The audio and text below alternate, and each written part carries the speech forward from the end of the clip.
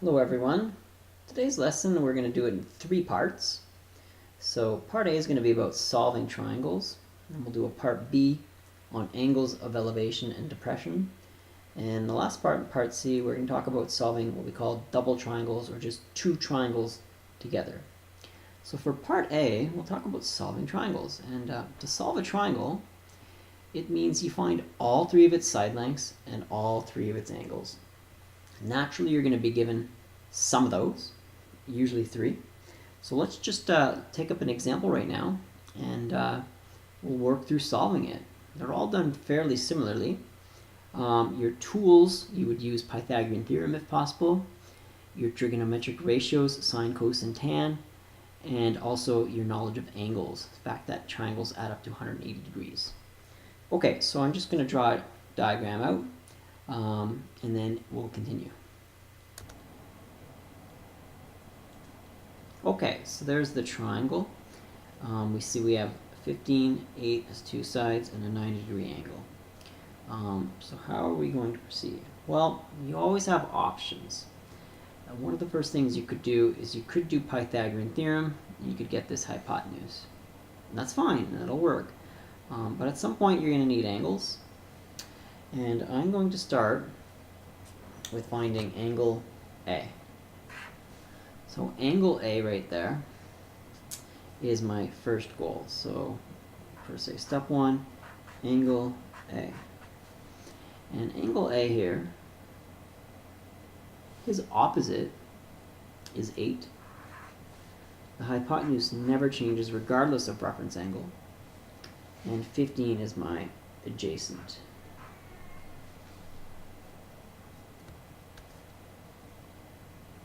So looks like for angle A, we've got the adjacent and the opposite known. So, as I said before, you can write out SOHCAHTOA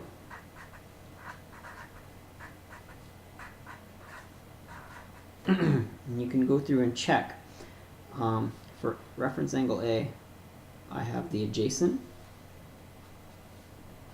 so I underline there, and I know the opposite. And the winner, the one I select, is tan. So I'm going to do the tan. Now, of angle A, angles are always capitals. So the tan of A, which means angle A, is op over adjacent. Remember, TOA is like that. And you take the opposite and you divide it by the adjacent. So the opposite is 8. And over the adjacent of 15. And then we're going to write it out like this. We're going to undo the tan by taking the inverse tan. So tan at the -1. This means inverse tan. And I'm going to just put the 8/15th fraction in there. And we'll let our calculator do the work for us. Okay, so here we go. I'm going to shift tan, and I use brackets, 8 divided by 15. And my answer in degrees, 28 degrees. So angle A, again, capitals for angles. We've used thetas, we've used betas. In this case, the vertice capital A represents the angle there, and it's 28 degrees. Okay, great. You know what the next step needs to be? We have angle A, and we're already given angle B. Angle C now. In step 2, angle C is that whole idea that every triangle adds up to 180. So the total of 180 degrees, take away the 90, and take away the 28 we found, which is angle A. And we know that all triangles add to 180, and angle C ends up being 62 degrees. Alright, so we only have one more length to find, and it's AC. We could use Pythagorean theorem. We definitely could, and in fact, it will give us the correct answer. You know what? I'm going to use trig ratios. It also gives the same answer that Pythagorean theorem would, but we're working on practicing our trig ratios, so that's what I'm going to do. Step 3. I want to find length AC. So what am I going to do? Well, I'm going to draw my triangle out again. Just update it. Okay, so it's a 90-degree triangle. That's A. We know A. 28 degrees. B, C, 8, 15. You know what? I'm out to find length AC. Why don't I call it X? And I also know this angle is 62 degrees. So you have options. There are a lot of options here. Again, I don't want to use Pythagorean theorem. I know I could, but let's practice our trig. I'm going to reference off this angle. And if I do that, I need to know that 8 is my opposite. And if I want to find x, well, he's my hypotenuse. And again, if I think through, I mean, I could go through SOHCAHTOA and look for opposite and hypotenuse. Which one would it be? Did you get it? It's sine. Right?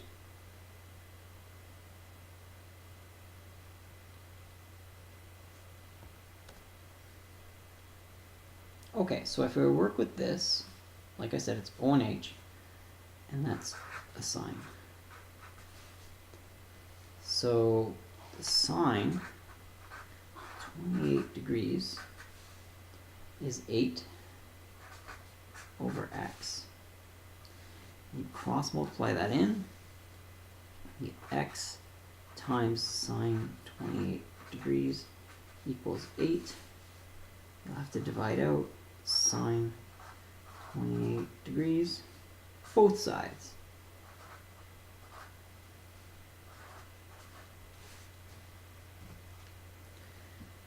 This will cancel. You have to plug that in your calculator. Okay, you'll do 8 divided by sine 28. It really works well if you can do it in one shot there. And 17.0 is your answer.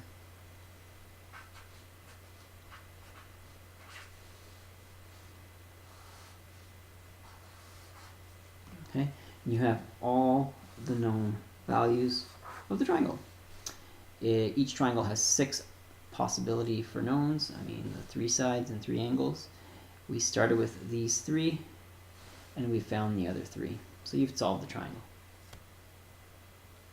Next up, we're going to talk angles of elevation and depression. They're very common, especially in the areas of like aviation, navigation, surveying. So let's see what an angle of elevation actually is. So by definition, it's the angle between the horizontal and the line of sight up. So what that would look like, so you can imagine like some horizontal, and you eventually look up from that horizontal. Okay, so perhaps a plane going down a runway and thinking about going up. So it's got some line of sight upward. It creates an angle. And we'll call it theta. And that theta going up is the angle of elevation.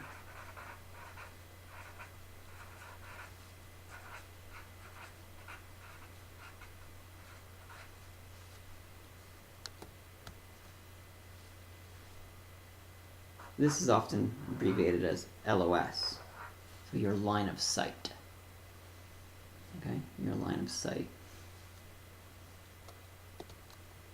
In example 1, let's say you were standing 100 meters from a building, And it works out that the angle of elevation to the top of that building is 52 degrees.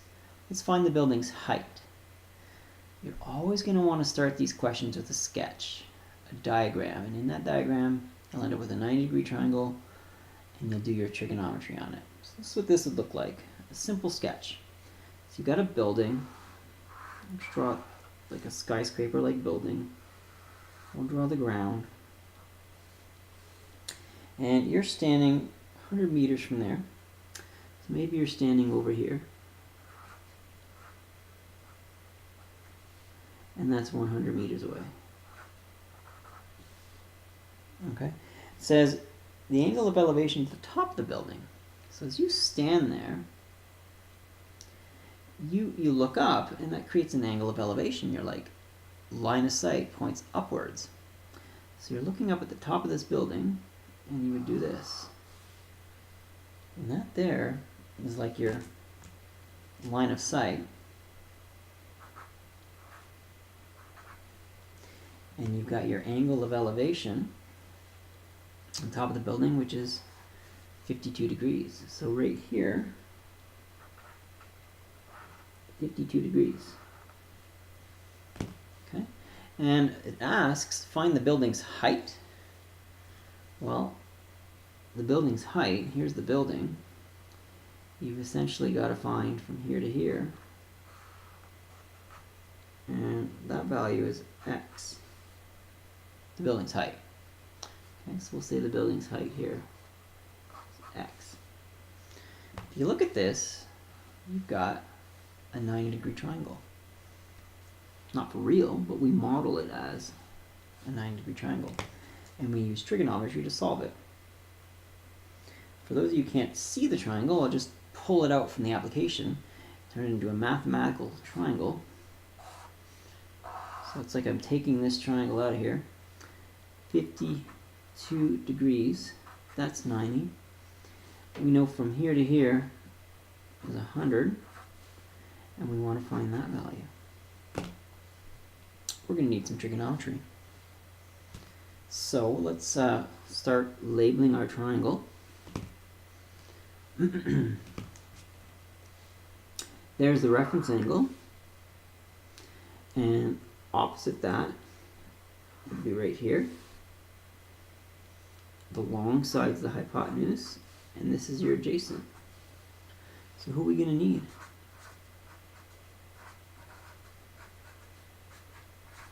You don't have to write this out yet, but go for it if you must. I have adjacent. That's going to be important. It's a known value. And I'm going to have to find x, and that's op. So look for O. I need a tan. And I'll just do the calculation down here. So tan, in this case of 52 degrees, tan is op divided by adjacent. So tan is op divided by adjacent. Let's just put that in there with the variables or knowns. So op is x, divided by adjacent is 100. Multiply u in, x equals 100 times tan 52.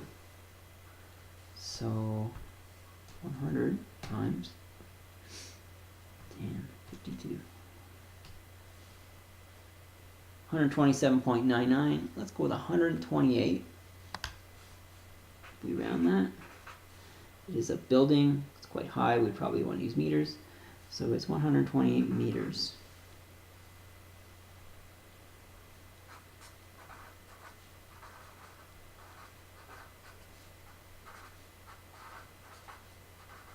All right. Next up is an angle of depression, and it's the angle between the horizontal and line of sight down. Last time elevation was up, depression is down. And if you think of being depressed, you would be down. So the way you would visualize that, again, you'd have a horizontal and you'd end up looking, well, down, so your line of sight ends up being down. So LOS, line of sight, and that creates an angle of depression. So this angle here, which goes downward, and it's called an angle of depression.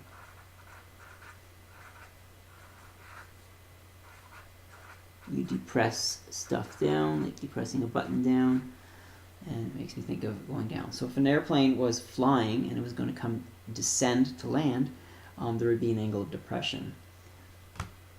Okay, here's our example. So from the window of your classroom, the angle of depression to your bike on the ground is 20 degrees. If your bike's 30 meters away from the building, how high is the classroom window? So give some thought, maybe think of a sketch, pause, and I'll come back and show you how we do it. Okay, if you did a diagram, check it with mine. Here's what I recommend. First off, diagrams are critical. Draw them big, take your time, and it'll really help you see the appropriate triangle for trigonometry so you can solve it correctly. So let's draw, if you're in a classroom, we're going to need you up high, kind of like looking out a window. So let's just draw like a little building. It doesn't have to be fancy. And here's you. You're like maybe in one of the windows. Again, just rough idea, because it says you're looking from the window of a classroom and the angle of depression down to your bike on the ground. Okay, well, here's the ground and you're going to need a bike. So simple bike, right? And you're looking down at that. So we said when you look down, that's the line of sight. Here you are. Let's draw a line of sight down to here.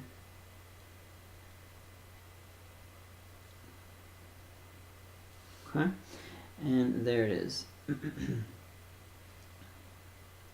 Okay, that angle of depression to your bike on the ground is 20 degrees. So think of an angle of depression. I look downward. Where's the 20 degrees go? Well, it's got to come off that horizontal.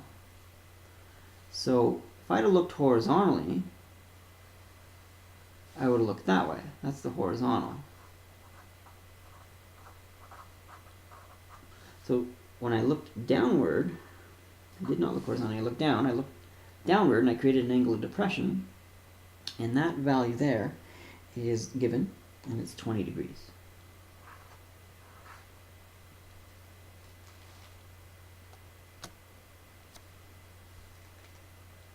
Okay, the bike's 30 meters away, so we know from here to here is 30 meters. May as well write that in. So 30 meters. Okay, and again, you want to maybe add some arrows if that helps.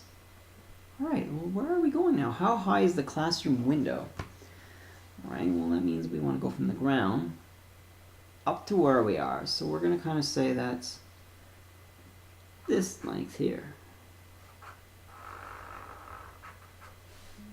We're going to be able to get that x. Well, that's interesting. We've got x here, a known value of 30, and this angle of 20. Does anybody see the triangle yet? The triangle we're going to want to work with is this one here.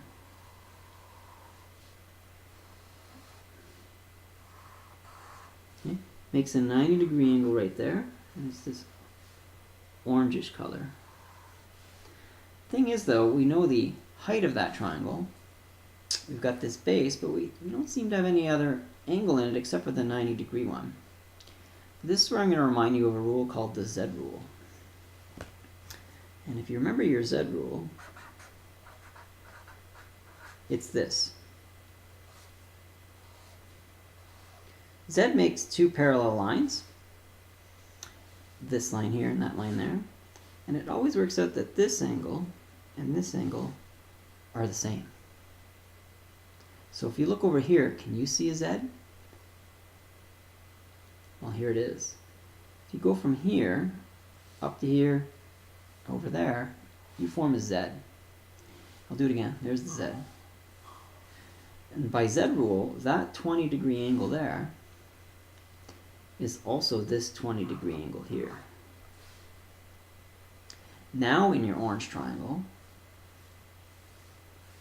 you have 30 meters here, this height of X, and an angle of 20 degrees. And you're going to be able to use those pieces of given information with the trig ratios to calculate X.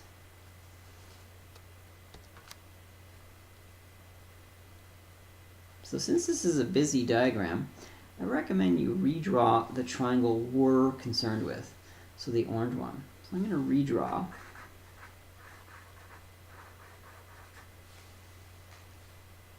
And you end up with this triangle.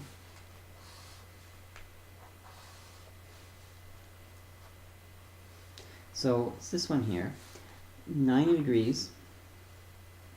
We had the height of X, this 20-degree angle,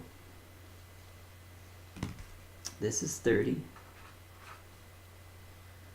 and that's all we're going to need, because as soon as we apply our trigonometry to this, we're going to be able to solve for X.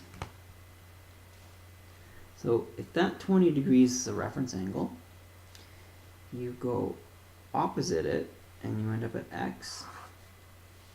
So there's your op. We have no info on the hypotenuse, but we know our adjacent's 30. So using SOHCAHTOA, which ratio will we pick? Well, let's go through it. We have the adjacent, and while we don't care about the hypotenuse, it doesn't factor in this application. We're going to need to find O, the opposite, because that's our unknown X. So there's O. We need tan. So let's solve this with tan. Tan 20 degrees is opposite divided by adjacent, and my opposite is X. My adjacent is 30. I'm just going to send you into there by cross multiplication, and ends up being X equals 30 times tan 20 degrees. Okay. Tan 20 degrees is like a number, as we know. So it's like 30 multiplies whatever number that outputs. And I recommend you use your calculator to get that answer. So 30 times tan 20. That's 10.9. So 10.9. This is an application, and we're dealing with meters. So the height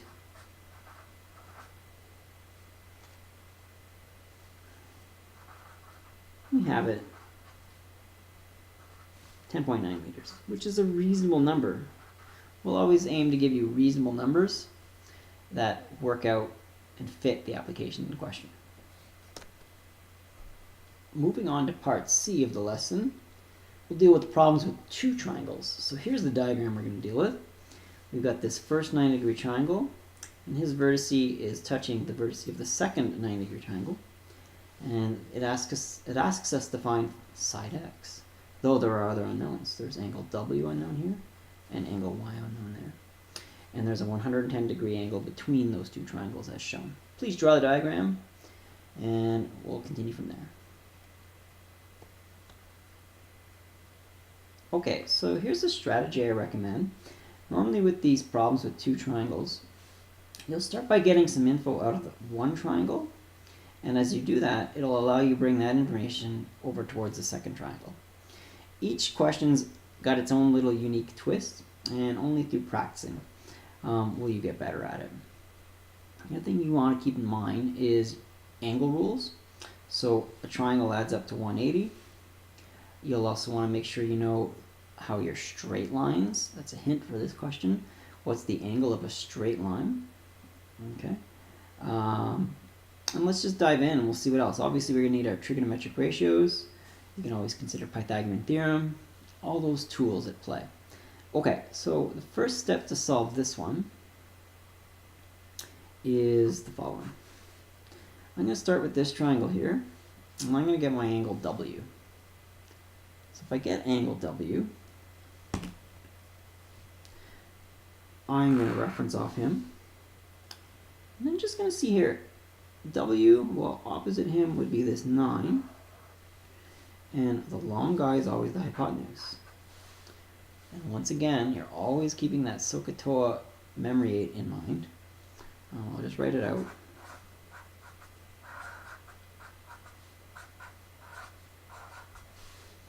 Okay, so referencing off W, O and H are in play.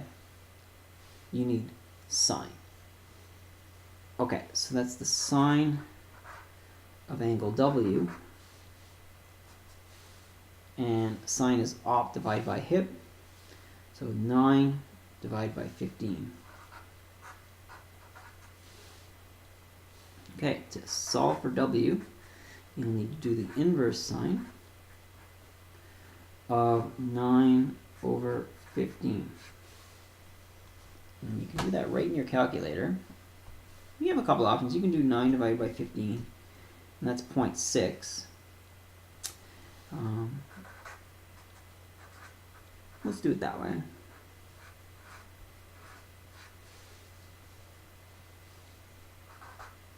So here we go. What's that? Shift sine 0.6. I get 37 degrees, or I could have done shift sine, and I can, hang on here, get that right. Shift sine of 9 divided by 15, this works too. 37 degrees. Both ways work. Great. Okay, so let's see where we can go from here. Now that we know this is 37 degrees, what could this 110 help us with? Well, I'm going to remind you of a rule that has to do with straight lines. So for straight line,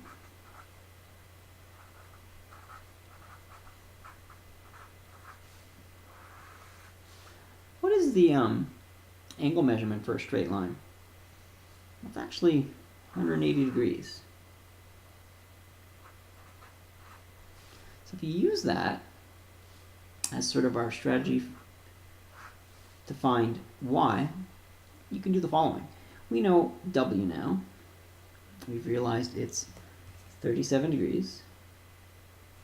And, well, from here all the way to here is 180. So if all of this is 180, and I know that's 37 and that's 110, the missing piece is y. So to find y, you could say y equals the straight line of 180 degrees, take away w, and w is 37, take away 110, and you're going to end up getting y. So if you do that math, you'll end up with y is 33 degrees. So now you've solved for y. And the reason you want to solve for y is you want to get some information into this triangle over here, because your ultimate unknown is x. Okay, so great. Now that we have that, it's actually kind of good to add this. So w equals 37 degrees, and we have y equals 33 degrees. Now how are we going to find x? Well, x is now involved in a triangle where we have 20 known here and an angle of 33. And if you can't see it, you can always redraw. I'm not going to do that this time though. I'm going to stay within the original diagram. And I'm going to reference off this 33. Okay, so I'm only involved in this triangle. If I reference off 33, x here is his opposite. That would be the hypotenuse. And 20 would be the adjacent. So for step 3, what do I need to choose as far as primary trigonometric ratio? Do I want sine, cos, or tan? Well, again, you have to look at what you have. I'm going to use 33. I want to find the op. I have some info on the adjacent. Which trigonometric ratio uses op and adjacent? Tan, right? Tan has op and adjacent, so I want to go with tan. The tan of 33 degrees. Okay, tan's a TOA. Op goes over adjacent. Okay, my op is x. My adjacent 20. I cross multiply, and x is 20 times tan 33 degrees. That's a calculation your calculator is going to do for you. I have to remind you guys, you always have to be in degree mode. If ever you're in radian mode, you're going to get completely wrong answers. It won't make sense. Check for degree mode every time you turn that calculator on. Okay, so 20 times tan 33. 12.988. That's, let's go with 13. Let's round that to 13. X equals 13. And this is not, there's no units, so there's your answer.